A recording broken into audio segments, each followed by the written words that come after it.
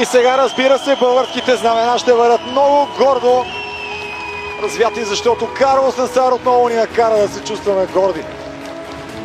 Не сме родени в най-богатата държава, никога няма да бъде най-богатата държава, но ще имаме такива сърцати момчета, които ще ни карат отново да напомняме, че парите не са всичко.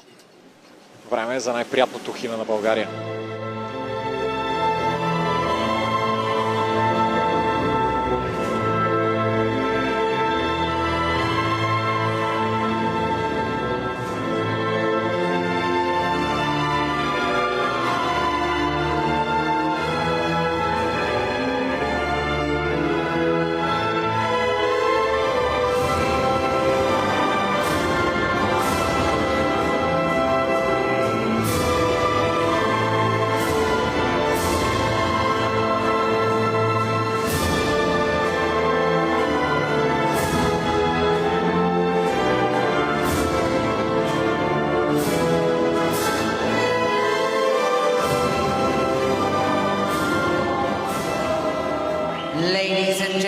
И така, след като обходихме нашата родина с текста на прекрасния български химн, преминахме през Стара планина, Дунав, Тракия и Пирин. Можем да благодарим отново на Карлос Насар за емоцията, за златния медал.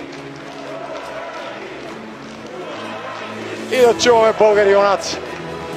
В далечен Кишинев отново българското знаме да бъде най-високо.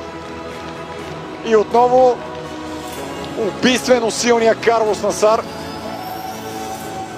да ни доказва, че няма невъзможни неща, стига силно да вярваме в тях и да се борим по възможно най-добрия начин.